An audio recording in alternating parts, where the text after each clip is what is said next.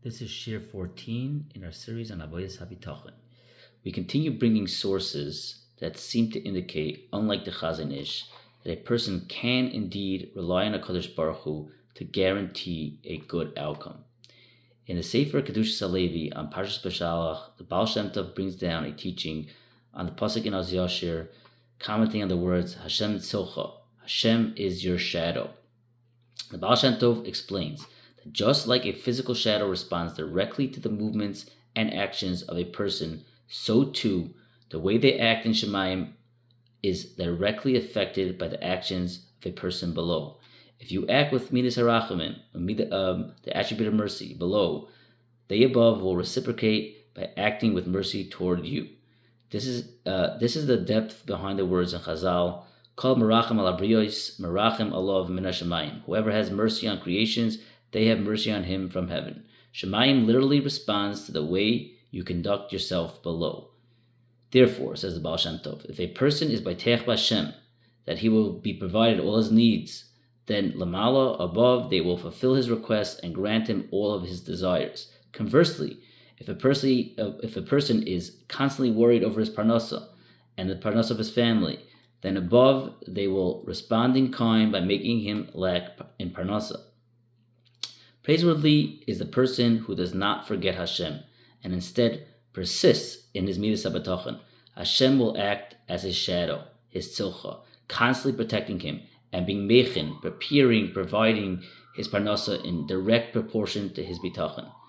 There is a well-known piece from the Brisker Rav in his work Al Torah, page 53, commenting on the Psukim in Tehillim, Perek 37, Pasuk 3 and 4, Betach ba'Hashem, ba'asei toiv, shachan, eretz, ure'ei, emuna, v'zanei el Hashem, v'yitin l'cho mishal sebecho. Trust in Hashem and do good, dwell in the land and pasture on faith, and delight in Hashem, and He will grant you the desires of your heart.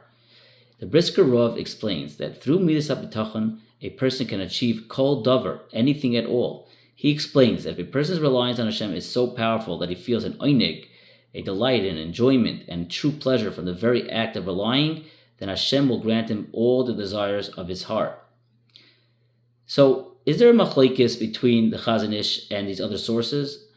The journal of Kovetz Mevakshei Torah in Krach Ches, Kovetz Lamed Ches, Amid Lamed, brings down a fascinating discussion in the name of the Rosh Hashiva of Slobodka, Rav Baruch Rosenberg. He assumed that the Brisker Rav's words are in direct disagreement with the Chazon Ish, indicating a fundamental machlekes on how we define the baseline of Avodas Habitachon.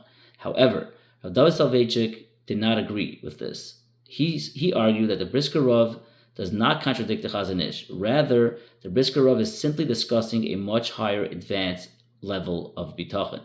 Rav Chaim Kanievsky also noted that it is possible to reconcile the Brisker Rav's words with those of the Chazon Ish. While he did not specify the exact mechanism, it is understood that he meant that they are speaking of different progressive levels within Bitachon. Several other Achronim weigh in on how to view these opinions. Rav Yitzchak Kaufman, in his Kuntras Kaveh El Hashem, he notes that Rav Dan Segel explicitly stated that there's a machlokes between the Brisker Rav and the Chazon Ish, representing two completely separate shittas approaches to Avodas Habitachon. Rav Avigdor Nebenzahl, in his work Sichas al Parsha, he writes that the Chazon Ish is indeed arguing on the approach of Navardik, representing two distinct paths on whether Bitachon can be used actively to achieve what you desire.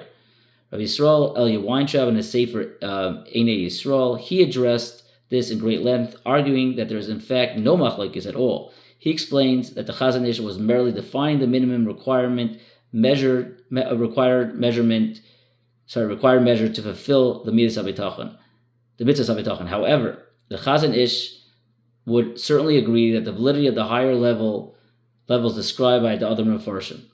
In conclusion, while it remains a significant doubt whether the Chazon Ish agreed to these higher levels, there is an indisputably large group of Achronim and other sources that validate this transformative approach to Bitachon.